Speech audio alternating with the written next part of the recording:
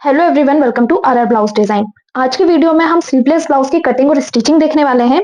Blouse का पूरा measurement मैंने लेके रखा हुआ है। अगर एक बार आप इस वीडियो को पूरा देख लेते हैं तो किसी भी साइज का स्लीवलेस ब्लाउज आप आसानी से बना सकते हैं। बस आपको वीडियो को एंड तक बिना स्किप किए देखना है ताकि आपकी कोई भी जरूरी बातें इसमें छूटे ना। मेरे चेस्ट का साइज अभी 36 है। आपका जो भी साइज रहेगा उसके अकॉर्डिंग आपको पूरा मेजरमेंट ले लेना है। कटिंग और स्टिचिंग हमारी सेम रहेगी, बस मेजरमेंट के अकॉर्डिंग थोड़ी सी मार्किंग हमारी चेंज होती है। तो मैं आपको आगे वीडियो में एक एक चीजें क्लियर करती जाऊंगी। ये ब्लाउज का मेन फैब्रिक है, इसको भी हम साइड में रखेंगे। लाइनिंग वाले फैब्रिक को आपको डबल फोल्ड करते हुए रख लेना है। बैक पार्ट को कट करेंगे, उसके बाद हम फ्रंट पार्ट की कटिंग देखेंगे। तो यहाँ पे मैंने लाइनिंग वाला फैब्रिक लिया है और उसको डबल फोल्ड करके हम रखेंगे। सबसे पहले हम बैक पार्ट को कट करने वाले हैं ना, तो बैक पार्ट में आपको लेंथ के लिए निशान लगाना है। जितनी भी आपकी तैयार लंबाई है उसमें आपको 1 इंच प्लस करते हुए निशान लगाना है। तो यहाँ मैं लेंथ देख लूंगी। सबसे पहले लेंथ जो है वो मेरी 13 इंच है, उसमें 1 इंच प्लस करके मैं निशान लगाऊंगी 14 इंच पे। यहाँ से लेंथ का निशान मैंने 14 इंच पे लगाया है। सिलाई का हमें 1 इंच प्लस करना होता है लेंथ में। अब जो मेरा बैक का पार्ट है ना वो ओपन है, तो लेंथ का निशान लगाने के बाद दूसरा निशान मैं यहाँ से लगाऊंगी हुकाई पट्टी के मार्जिन के लिए, क्योंकि ये मार्जिन मुझे बैक पार्ट में रखना है। नीचे की तरफ से आपको 0.25 जितना मार्जिन हुकाई पट्टी के लिए लेना होता है। यहाँ से हमने 2 निशान लगा लिए, लेंथ के लिए और हुकाई पट्टी के मार्जिन के लिए। अब हम निशान लगाएंगे शोल्डर के लिए। तो स्लीवलेस ब्लाउज में शोल्डर आर्म होल कितना रखा जाए इस चीज को ध्यान से समझिएगा। मेजरमेंट लेंगे और मेजरमेंट में देखेंगे कि फुल शोल्डर हमारे कितने आ रहे हैं। आपने बॉडी से नाप के ब्लाउज से जितना फुल शोल्डर लिया होगा ना उसका हाफ करके आपको निशान लगाना है। तो फुल शोल्डर मेरे 15 इंच के हैं। 15 का हाफ करके मैं यहाँ से निशान लगाऊंगी 7.5 इंच पे। 7.5 इंच ही हम हमारे शोल्डर रखेंगे। अब यहाँ जितना भी फुल शोल्डर आएगा ना उसमें से आपको हाफ इंच जितना माइनस कर देना है। सिर्फ हाफ इंच आपका माइनस होगा और ये हर साइज में हमारा फिक्स होता है। आपको कम माइनस नहीं करना है जब आपको लगता है कि साइज तो बड़ा है लेकिन उनके शोल्डर जो है वो थोड़े से छोटे हैं। किसी किसी के शोल्डर ज्यादा चौड़े होते हैं, किसी के कम चौड़े होते हैं। तो जहां आपको लग रहा है ना कि शोल्डर का मेजरमेंट बहुत ज्यादा आ रहा है, वहां पे आपको हाफ इंच जितना माइनस कर देना है। अगर मेरे शोल्डर 13 या 14 इंच के होते हैं ना तो फिर मुझे माइनस करने की कोई जरूरत नहीं होती। लेकिन यहाँ पे मेरे शोल्डर 15 इंच के आए तो मैंने हाफ इंच यहाँ से माइनस कर दिया। तो अब देखिए यहाँ पे मेरा फुल शोल्डर कितना आया है, 7 इंच का। अब हम निशान लगाएंगे आर्म होल के लिए। तो यहाँ से मैं आर्म होल का निशान लगा लूंगी 6.5 इंच पे। यहाँ से भी हम शोल्डर रखेंगे 7 इंच के। आर्म होल से शोल्डर वाली लाइन को मिलाएंगे और चेस्ट लाइन को भी स्ट्रेट कर लेंगे। चेस्ट के लिए निशान लगाएंगे तो जितना भी आपके चेस्ट का साइज रहेगा उसे आपको डिवाइड 4 करके निशान लगाना है। मेरे चेस्ट का साइज है 36 को डिवाइड 4 करके मैं निशान लगाऊंगी 9 इंच पे। 1.5 इंच का सिलाई मार्जिन रहेगा। अगर आप भी ब्लाउज में कप से अटैच कर रहे हो ना तो यहाँ पे आप मार्जिन ज्यादा ले सकते हो, क्योंकि जब हम कप से अटैच करते हैं ना तो थोड़ा सा मार्जिन हम बैक में ज्यादा निकाल सकते हैं। वेस्ट के लिए निशान लगाएंगे तो वेस्ट है मेरी 32 इंच की। इसको भी डिवाइड 4 करके मैं निशान लगाऊंगी यहाँ पे 8 इंच पे। 1.5 इंच का मार्जिन हमारा वेस्ट में रहेगा और 1 इंच हमारा डॉट पॉइंट का आता है। टोटल यहाँ पे मार्जिन हमारा 2.5 इंच हो जाता है। चेस्ट लाइन से वेस्ट लाइन को मिला लेंगे। बैक में हमारा डॉट पॉइंट आएगा तो डॉट के लिए निशान लगाएंगे 4 इंच पे। यहां से भी देखिए मैं निशान लगाऊंगी 4 इंच पे। इसकी लंबाई भी हम रखेंगे 4 इंच। दोनों तरफ से सिलाई में कवर हो गया हमारा हाफ हाफ इंच। अब हम निशान लगाएंगे आर्महोल गोलाई के लिए। तो आर्महोल गोलाई का निशान कितने इंच पे लगाना होता है ताकि जब हमारा ब्लाउज रेडी हो तो आर्महोल की तरफ से झोल ना खाए, क्योंकि अभी तो इसमें हमारी स्लीव अटैच होगी नहीं। तो जैसे हम बैक पार्ट में ये जो निशान 1 इंच पे लगाते हैं वो निशान अब आपको लगाना है 1.25 इंच पे। यहाँ से गोलाई का निशान रहेगा आपका 1.25 इंच और आर्महोल की तरफ से हम कितना माइनस करते हैं, हाफ इंच। तो अब आपको हाफ इंच माइनस करने की जरूरत नहीं है, सिर्फ 0.25 इंच जितना ही आपका माइनस होगा। कर्व को रखेंगे और इसका शेप देंगे। 1.25 इंच की गोलाई देते हुए जब आप आर्महोल की मार्किंग करते हैं ना तो जो आर्महोल की फिटिंग रहती है स्लीवलेस ब्लाउज में वो एकदम परफेक्ट आती है। आर्महोल की मार्किंग करने के बाद अब हम निशान लगा लेंगे नेक के लिए। तो यहां से मैं नेक की विड्थ रखूंगी 3.5 इंच। नेक लंबाई के लिए निशान लगाएंगे तो बैक पार्ट के जो मेरे नेक की लंबाई है वो है 10 इंच। यहाँ से भी नेक की चौड़ाई के लिए निशान लगाएंगे 3.5 इंच पे। एक बॉक्स बनाएंगे और जो मेरे बैक की नेक का शेप है वो हल्का सा 5 शेप में है। तो यहाँ से मैं 5 शेप बना लूंगी। नेक की मार्किंग करने के बाद अब हम शोल्डर देखेंगे। जो भी आपके शोल्डर आए होंगे ना उसको आपको माइनस करना है आर्म होल की तरफ, और ये आपको यहाँ से हाफ इंच जितने माइनस कर देने हैं।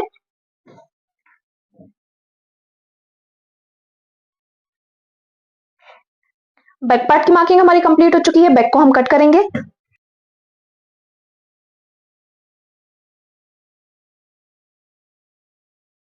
बैक पार्ट हमारा कंप्लीट हो चुका है। अब हम फ्रंट पार्ट को लेंगे। फ्रंट पार्ट मेरा प्रिंसेस कट पैटर्न पे है, तो यहाँ पे फैब्रिक के दूसरे वाले साइड को हम रख लेंगे। फ्रंट में भी आपको सबसे पहले निशान लगाना है लेंथ के लिए। तो जब भी आप प्रिंसेस कट पैटर्न का ब्लाउज बना रहे हैं ना, तो फ्रंट की लेंथ आपकी बैक की लेंथ से 1 इंच तक ज्यादा रहेगी।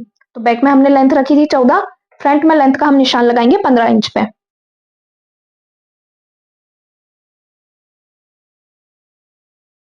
अब फ्रंट वाला पार्ट तो हमारा पैक है, तो यहाँ पे हमें हुकाई पट्टी के लिए मार्जिन लेने की कोई जरूरत नहीं है। यहाँ से हम डायरेक्ट निशान लगाएंगे शोल्डर के लिए। तो शोल्डर मैंने कितने निकाले, 7 इंच के। यहाँ से मैं निशान लगाऊंगी 7 इंच पे। आर्म होल के लिए निशान लगाएंगे 6.5 इंच पे। शोल्डर से आर्म होल वाली लाइन को मिलाएंगे और चेस्ट लाइन को भी स्ट्रेट करेंगे। अब निशान लगाएंगे चेस्ट के लिए। तो फ्रंट पार्ट में आपको हमेशा लूजिंग ऐड करते हुए ही चेस्ट का निशान लगाना है। लूजिंग ऐड करने के लिए जो भी आपका साइज रहेगा ना, या तो आप उसमें 2 इंच प्लस करके उससे डिवाइड 4 कर सकते हैं, या बैक पार्ट में आपने जितना चेस्ट रखा होगा उससे हाफ इंच ज्यादा आपको फ्रंट पार्ट में लेना है। तो बैक पार्ट में चेस्ट का निशान मैंने लगाया था 9 इंच पे, फ्रंट में मैं ये निशान लगाऊंगी 9.5 इंच पे। 1.5 इंच का मार्जिन लेंगे। यहाँ से निशान लगाएंगे आर्म होल की गोलाई के लिए। तो ये निशान आपको फ्रंट पार्ट में लगाना है 1 इंच पे। कर्व को रखेंगे और इसकी गोलाई देंगे।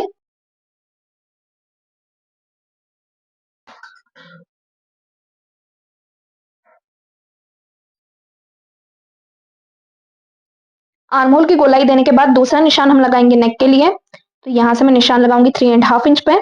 फ्रंट नेक की जो मेरी लंबाई है वो है 6.5 इंच। तो यहाँ से मैं निशान लगाऊंगी 6.5 इंच पे और 3.5 इंच पे बॉक्स बनाते हुए नेक का शेप देंगे।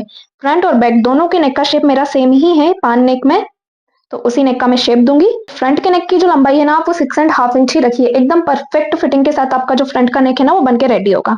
7 इंच पे ना ज्यादा डीप हो जाता है। अगर आप डीप पहनना पसंद करते हैं तो फिर आप नेक लंबाई ज्यादा भी रख सकते हैं।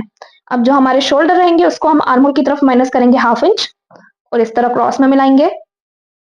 क्रॉस में मिलाने के बाद ही आपको शोल्डर का सेंटर निकालते हुए शोल्डर टू एपेक्स के लिए मार्किंग करनी है।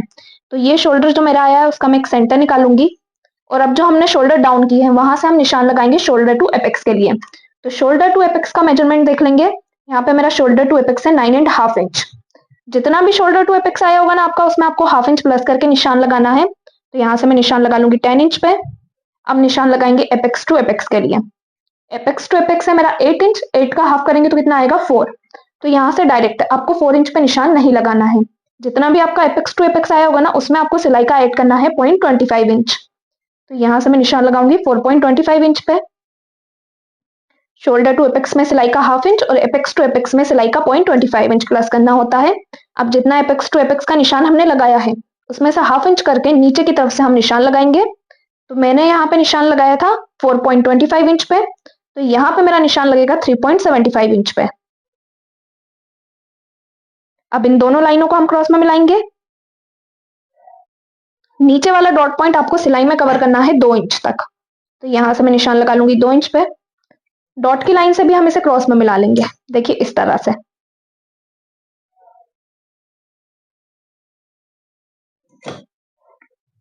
नीचे वाले डॉट पॉइंट की मार्किंग करने के बाद ही आपको वेस्ट के लिए निशान लगाना होता है, ताकि आपको पता चल जाएगा कि नीचे का डॉट पॉइंट आपका सिलाई में कितना जाएगा, तो उतना हम माइनस कर सकते हैं।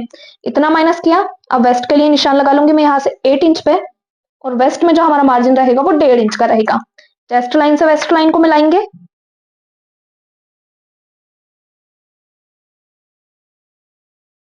चेस्ट से वेस्ट को मिलाने के बाद आर्म होल की तरफ भी आपको डॉट पॉइंट की मार्किंग करनी है। तो आर्म होल की तरफ से डॉट पॉइंट की मार्किंग करने के लिए जो आपकी चेस्ट लाइन रहेगी ना, ये वाली, यहाँ से इंच टेप को रखना है और निशान लगाना है 1.5 इंच पे। और अगर आपके चेस्ट का साइज 38 से ज्यादा है या 38 है तो फिर आपको निशान लगाना होता है 1.75 इंच पे। इसको हम क्रॉस में मिलाएंगे हमारे एपेक्स पॉइंट से, देखिए इस तरह से। अब जैसे नीचे का डॉट पॉइंट सिलाई में 2 इंच कवर हुआ ना, ऊपर वाला आपको सिलाई में कवर करना है 1 इंच और इस लाइन को आपको बाहर तक जाने देना है। अब ऊपर वाली दोनों डॉट की लाइनों को हम चेक करके देखेंगे ताकि स्टिच करने पे ही हमारी बराबर आए। तो फर्स्ट तो मेरी रेडी हो रही है 6 इंच पे। दूसरी जहां भी 6 इंच पे रेडी हो रही होगी वहां पे मैं निशान लगाऊंगी। आर्म होल को बैक साइड से 0.25 जितना माइनस करते हुए दोनों पॉइंट को मिलाएंगे और यहाँ पे हम एक नया आर्म होल बना लेंगे। देखिए इस तरह से दोनों पॉइंट को आपको मिलाना है।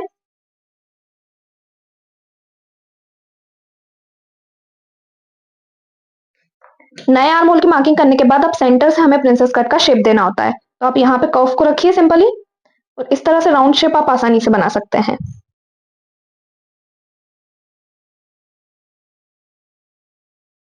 तो ये बीच की हमारी गोलाई रहेगी। गोलाई की मार्किंग करने के बाद नीचे की तरफ से हमें शेप देना होता है, तो वापस से आपको कर्व को इस तरह से रखना है और नीचे वाली डॉट की लाइन से मिला देना है। तो नीचे की तरफ से आपका शेप बन के रेडी है। ऊपर की तरफ से भी हम इसका शेप देंगे, तो हमारी जो सेकंड वाली डॉट की लाइन रहती है, सिंपली आपको इसका एक सेंटर निकालना है और सेंटर से ऊपर आना है 0.25 इंच। अब यहाँ भी हम कर्व को रखेंगे और इसका शेप देंगे।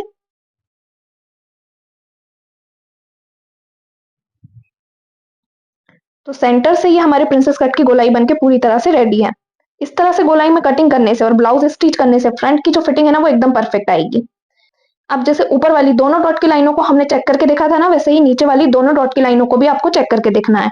तो फर्स्ट डॉट की लाइन मेरी यहाँ पे रेडी हो रही है 4.75 इंच पे। सेकंड को भी मैं चेक कर लूंगी, और जहां भी 4.75 इंच पे रेडी हो रही होगी वहां पे हम निशान लगाएंगे। फ्रंट में हमने लंबाई 1 इंच ज्यादा ली है, तो बैक से और फ्रंट दोनों साइड से आपको 1-1 इंच माइनस करना होता है। तो सबसे पहले हम फ्रंट से माइनस करेंगे 1 इंच और इसे डॉट पॉइंट से क्रॉस में मिला देंगे। अब बैक साइड से भी हम 1 इंच माइनस करेंगे और इसको भी डॉट की लाइन से मिलाएंगे। अभी नीचे का जितना पार्ट रहेगा ना, वो सारा कटिंग में चला जाएगा। एक बार आपको बैक पार्ट लेना है और बैक पार्ट से भी चेक करके देख लेना है कि फिटिंग वाली जो आपके साइड रहे ना, वो बराबर आए। तो यहाँ पे देखिए बिल्कुल बराबर आ रहा है। इसको हम मिला लेंगे कि हमारा कितना जाएगा। तो अब ये पूरा बराबर आएगा। अब हमें मार्जिन लेना होता है कि मार्जिन हमारा कहाँ पे ऐड होगा। तो जब ब्लाउज को स्टिच करते हैं ना, तो इतना इतना पार्ट आपको कवर करना होता है, इतना कपड़ा आपका जाएगा स्टिचिंग में। इतना हमारा यहाँ से गया, तो 0.25 इंच यहाँ का हमें कपड़ा निकालना होगा बैक साइड से। सेम यहाँ से भी हमारा कपड़ा जाता है स्टिचिंग में। तो 0.25 इंच इस पार्ट का हो गया, 0.25 इंच इस पार्ट का, और इस पार्ट का ½ इंच जितना कपड़ा हम बैक साइड से निकाल लेंगे। फ्रंट पार्ट की भी मार्किंग हमारी कंप्लीट हो चुकी है। फ्रंट को हम कट कर लेंगे।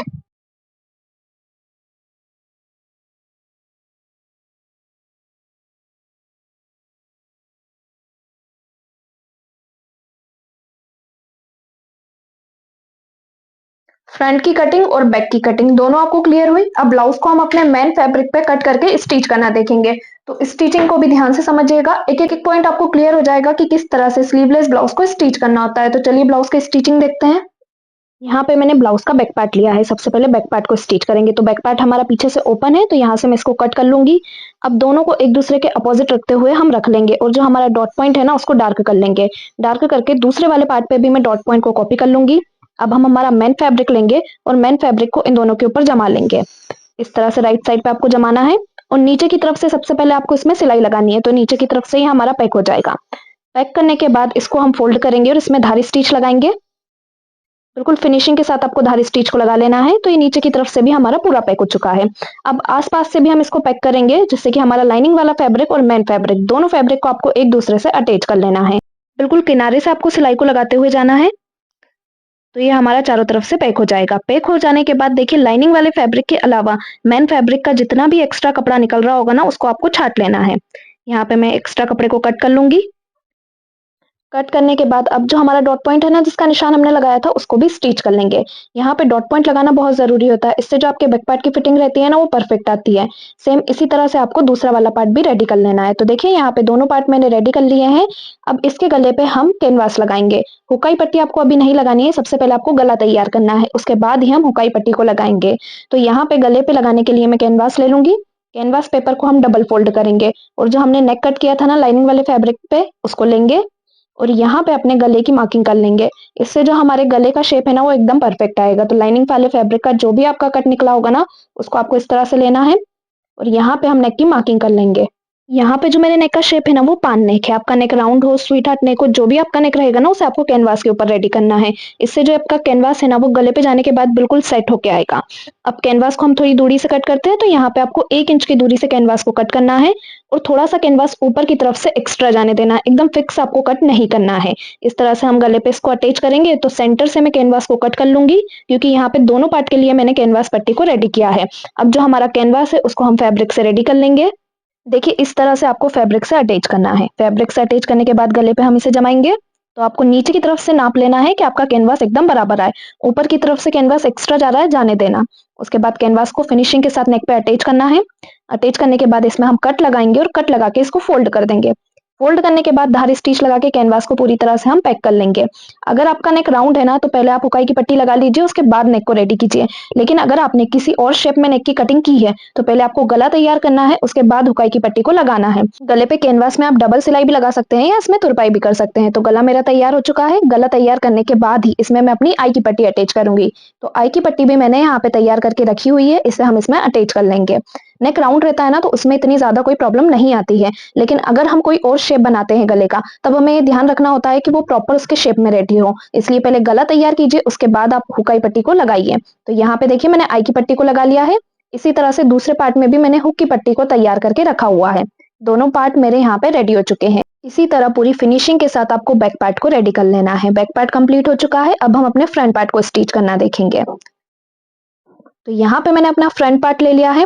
फ्रंट पार्ट का जो हमारा प्रिंसेस कट सिलाई वाला साइड रहेगा, वहां पे आपकी जो कटिंग है वो एकदम फिक्स होनी चाहिए। एक्स्ट्रा कपड़ा आपको निकलने नहीं देना है अगर आप कप्स अटैच कर रहे हो। तो सबसे पहले मेन फैब्रिक लेंगे। मेन फैब्रिक की साइड पे हम प्रिंसेस कट की सिलाई लगाएंगे। तो यहाँ पे हम कटोरी को रखेंगे और इसको स्टिच कर लेंगे। आपको बिल्कुल हल्के हाथों से इसमें स्टिच लगाते हुए जाना है। कटोरी हमारी एकदम बराबर कटी हुई है, तो कटोरी यहाँ पे एकदम बराबर आएगी आपकी। और इसमें आपको डबल सिलाई लगाना नहीं भूलना है। डबल सिलाई लगाने से कपड़े का जो धागा रहता है वो एकदम पक्का हो जाता है। तो यहाँ पे डबल सिलाई से मैंने अटैच कर लिया है। इसी तरह से दूसरे साइड पे भी हम कटोरी को अटैच कर लेंगे। दूसरे साइड पर भी जो हमारी कटोरी रहेगी ना, उसको आपको ऊपर से ही स्टिच करते हुए लेके आना है। जब भी हम प्रिंसेस कट की सिलाई लगाते हैं ना, ध्यान रखिए कि आप ऊपर की तरफ से सिलाई लगाते हुए लेके आए। इससे जो आपकी कटोरी रहेगी ना, एकदम परफेक्ट आएगी। कहीं भी आपको ऐसा नहीं लगेगा कि कटोरी छोटी या बड़ी है। इसमें भी डबल सिलाई लगाएंगे और डबल सिलाई से इसको स्टिच कर लेंगे। तो देखिए जो मेन फैब्रिक था ना, उसके दोनों साइड पे हमारी कटोरी लग के रेडी हो चुकी है। अब हम लेंगे हमारा लाइनिंग वाला फैब्रिक। जिस तरह से हमने मेन फैब्रिक में अटैच किया है ना दोनों तरफ, उसी तरह से आपको लाइनिंग वाले फैब्रिक को भी अटैच करना है। यहाँ पे आपको मेन फैब्रिक और लाइनिंग वाले फैब्रिक दोनों को एक साथ स्टिच करने की जरूरत नहीं है। दोनों को आप अलग अलग स्टिच कीजिए, फिर इसके सेंटर में हम अपना कप्स अटैच करेंगे। तो देखिए यहाँ पे इसमें भी ऊपर की तरफ से कटोरी को रखते हुए मैं स्टिच लगा लूंगी। डबल सिलाई से इसे भी हम पैक कर लेंगे। तो यहाँ पे मेरी एक साइड पे कटोरी लग के रेडी हो चुकी है। इसी तरह से दूसरी साइड भी हम कटोरी को लगा लेंगे। तो यहाँ पे स्टिच करेंगे हम। तो जब भी आप लाइनिंग वाले फैब्रिक को सिंगल स्टिच करते हो, तो आपको ध्यान रखना है कि कपड़े को आपको ज्यादा नहीं खींचना है। बिल्कुल हल्के हाथों से आपको यहाँ पे सिलाई लगाते हुए जाना है।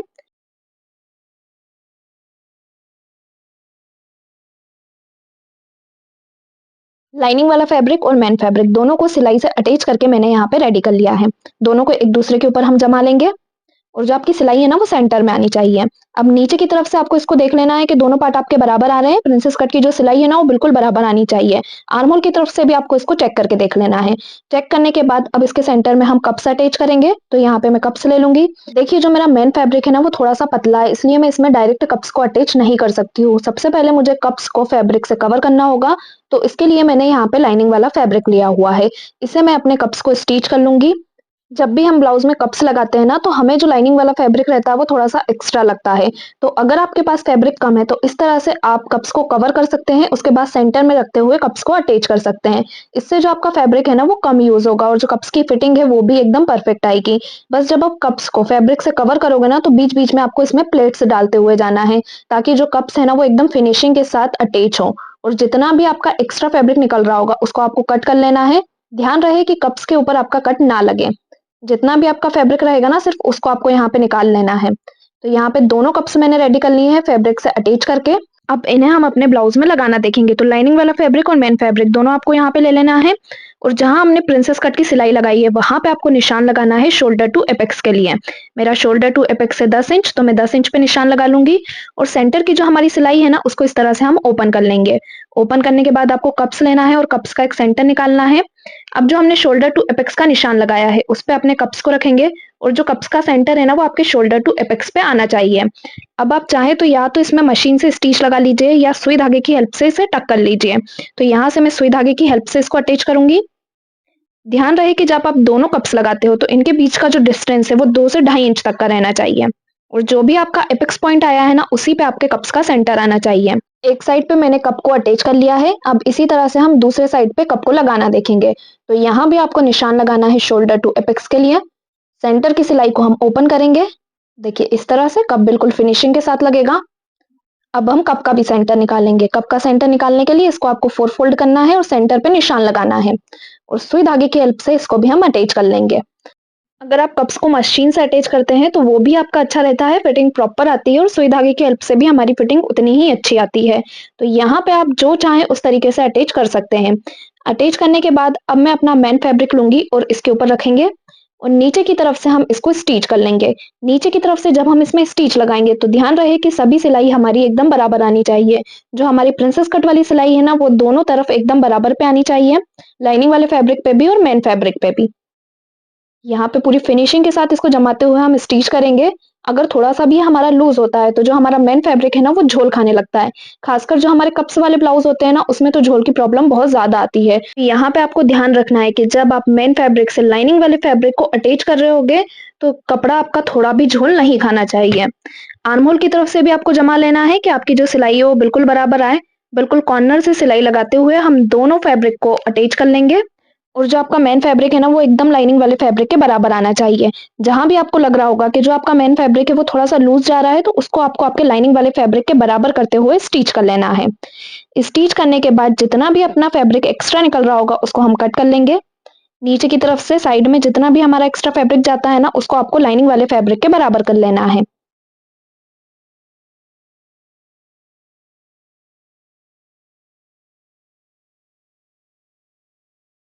देखिए सारा एक्स्ट्रा फैब्रिक मैंने यहाँ पे निकाल दिया है। अब जो हमारा नेक है उसमें मैं कैनवास अटैच करूंगी। तो जैसे मैंने बैक पार्ट का कैनवास रेडी करा था, सेम उसी तरह से फ्रंट पार्ट का कैनवास भी मैंने रेडी कर लिया है। फ्रंट के नेक का हम एक सेंटर निकालेंगे।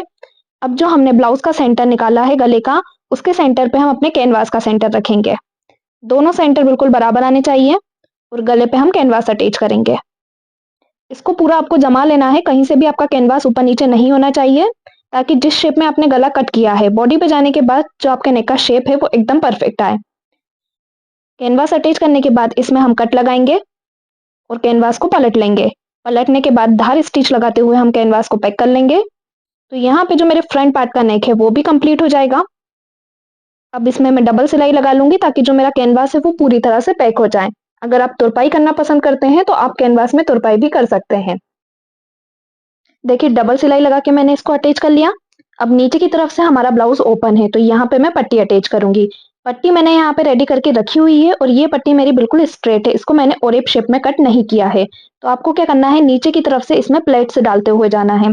जब आप इसमें प्लेट से डालते हुए इसको अटैच करोगे तो नीचे का जो आपका शेप है ना, वो एकदम परफेक्ट आएगा। नीचे का जो हमारा शेप है वो हल्का सा ओरेप शेप में कटा हुआ है, इसलिए जो हमने स्ट्रेट पट्टी कट की है ना, उसमें आपको प्लेट से लगाना है, उसके बाद ही इसको स्टिच करना है। अब इसमें हम कट लगा लेंगे। कट लगाने के बाद इसको अंदर की तरफ फोल्ड करके धारी स्टिच से हम इसको अटैच करेंगे। बिल्कुल फिनिशिंग के साथ आपको धारी स्टिच को लगाना है। नीचे का जो आपका शेप है ना, वो एकदम परफेक्ट आना चाहिए। देखिए इस तरह से एकदम फिनिशिंग के साथ हम सिलाई लगाएंगे, और नीचे की जो पट्टी है उसमें भी मैं यहाँ पे डबल सिलाई लगा के इसको पूरा पैक कर लूंगी। तो जो इसकी फिनिशिंग है वो एकदम परफेक्ट आएगी।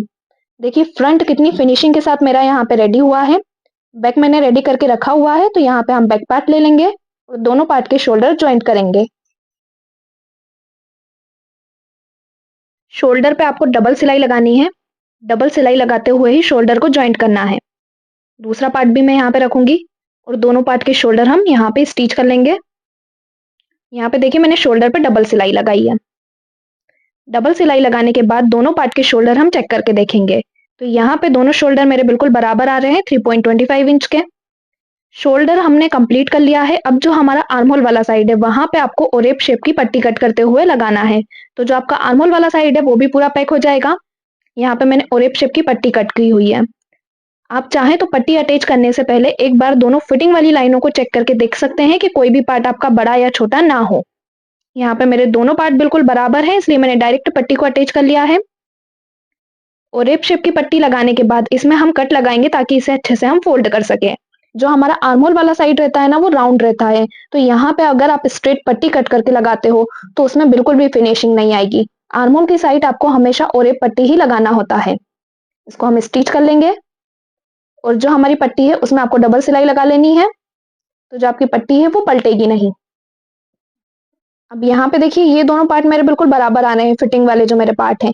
इसलिए अगर आपका कोई सा भी पार्ट छोटा या बड़ा है ना, तो पहले आपको दोनों पार्ट को बराबर करना है, उसके बाद ही आपको आर्म होल की साइड पे पट्टी लगानी है।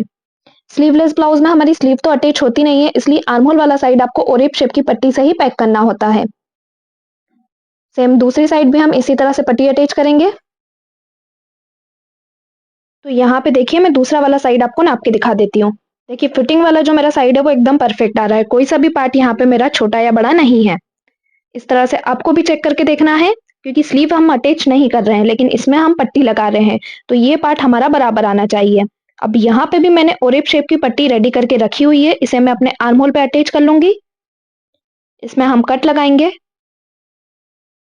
कट लगाने के बाद इसको पलट देंगे और इसको धारी स्टिच लगाते हुए हम स्टिच करेंगे। बिल्कुल फिनिशिंग के साथ आपको सिलाई को लगाते हुए जाना है। सिलाई लगाने के बाद इसमें भी हम डबल सिलाई लगाएंगे और इसको पैक कर लेंगे। तो देखिए दोनों आर्म होल मेरे यहाँ पे रेडी हो चुके हैं, दोनों पे मैंने पट्टी लगा के रेडी कर लिया है। अब जो हमारा ब्लाउज है उसमें मैं यहाँ पे लगाऊंगी गुम सिलाई। गुम सिलाई हमेशा हम ब्लाउज के राइट साइड पे लगाते हैं। तो सबसे पहले आपको दोनों राइट साइड को बिल्कुल बराबर पे रखना है और स्टिच कर लेना है।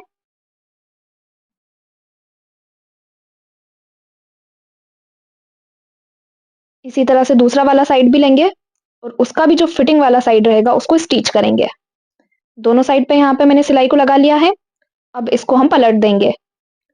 पलटने के बाद आप देखेंगे कि जो हमारा राइट वाला साइड है वो अंदर की तरफ जा चुका है, तो इस पे वापस से आपको एक एक सिलाई लगा लेनी है। गुम सिलाई लगाने से जो हमारा फिटिंग वाला साइड रहता है ना, वो बिल्कुल फिनिशिंग के साथ रेडी होता है, इसलिए आपको हर ब्लाउज में गुम सिलाई तो लगाना ही है।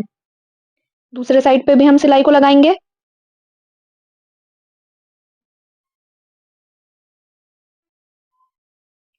देखिए इस तरह से फिनिशिंग के साथ आपको सिलाई को लगाना है। अब इसमें हम फिटिंग डालेंगे। तो फिटिंग डालने के लिए जो हमारा हुक वाला साइड है वहां पे मैं इंच टेप को रखूंगी और हुक वाले साइड से ही आपको वेस्ट को नाप के देखना है। जो भी आपका वेस्ट का मेजरमेंट रहेगा उसको आपको नाप लेना है। मेरा यहाँ पे 32 है, तो जहां भी 32 आ रहा होगा उतना कपड़ा मैं लूंगी और इसको हम डबल फोल्ड करेंगे और नाप के देख लेंगे कि हमारा कितना आ रहा है। तो ये मेरा 1 इंच आ रहा है। तो दोनों तरफ से जो मेरी वेस्ट है वो सिलाई में कितनी कवर होगी, 1 इंच। चेस्ट का मेजरमेंट देख लेंगे, तो जो आपके नेक का सेंटर रहेगा वहां से आपको इंच टेप को रखना है और चेस्ट का निशान लगाना है। तो जो मेरा चेस्ट है वो यहाँ पे है 36 इंच का, तो मैंने निशान लगाया है 9 इंच पे। जब भी आप ब्लाउज में फिटिंग डालते हैं ना, तो आपको अपर बस्ट का भी ध्यान रखना है। मेरे अपर बस्ट और फुल बस्ट में सिर्फ 0.25 इंच जितना ही गैप है, तो अगर मैं अपने फुल बस्ट पे भी फिटिंग डालती हूँ तो उतना फर्क नहीं पड़ेगा। यहाँ पे हम स्टिच लगा लेंगे। अगर आपके अपर बस्ट और फुल बस्ट में ज्यादा गैप जा रहा है तो फिर आपको अपर बस्ट के अकॉर्डिंग ही फिटिंग डालना है। सेम इसी तरह से मैं दूसरे साइड भी फिटिंग डालूंगी। वेस्ट में हमारा कितना आया था, 1 इंच, तो वेस्ट की तरफ से हम निशान लगा लेंगे 1 इंच पे। वापस से हम नेक के सेंटर पे इंच टेप को रखेंगे और चेस्ट के लिए निशान लगाएंगे 9 इंच पे। चेस्ट लाइन से वेस्ट लाइन को मिलाते हुए दूसरी साइड पे भी हम फिटिंग डाल लेंगे। देखिए इस तरह से अगर आप ऐसे ही फिटिंग डालते हैं ना, तो जो ब्लाउज की फिटिंग है वो एकदम प्रॉपर आएगी। मेरा ब्लाउज यहाँ पे कंप्लीट हो चुका है। अब जब भी हम स्लीवलेस ब्लाउज बनाते हैं ना, आपको ब्लाउज में स्टेप जरूर लगानी चाहिए। तो यहाँ पे जो मेरे शोल्डर है इस पे मैं स्टेप लगा लूंगी। स्टेप बनाने के लिए मैं लाइनिंग वाला फैब्रिक लूंगी। यहाँ पे देखिए मैंने लाइनिंग वाला फैब्रिक लिया है, इसे डबल फोल्ड करेंगे और एक साइड पे इसमें हम स्टिच लगाएंगे। स्टिच लगाने के बाद इसको पलट लेंगे। शोल्डर पे स्टेप लगाने से जो इसकी फिटिंग है ना वो एकदम प्रॉपर रहेगी। पलटने के बाद दूसरा वाला साइड हमने इसका ओपन रखा है, तो उसको भी अंदर की साइड आपको फोल्ड कर देना है। तो जो आपकी स्टेप है ना वो चारों तरफ से फोल्ड हो जाएगी, कहीं से भी ये ओपन नहीं रहेगी। इस तरह से फोल्ड कर देंगे और जो भी आपके शोल्डर की लंबाई रहेगी ना, उससे 1/2 इंच कम जितनी आपको स्टेप की लंबाई रखनी है। और जो आपका आर्मोल वाला साइड रहेगा वहां पे इसको स्टिच करना है। दोनों शोल्डर पे आपको इसी तरह से स्टेप को लगा लेना है। मैंने अपने दोनों शोल्डर पे लगा के रेडी कर लिया है। तो यहाँ पे हमारा स्लीवलेस ब्लाउज बनके कंप्लीट हो चुका है। वीडियो में समझाने का तरीका पसंद आया हो तो वीडियो को लाइक, शेयर और चैनल को सब्सक्राइब जरूर करें।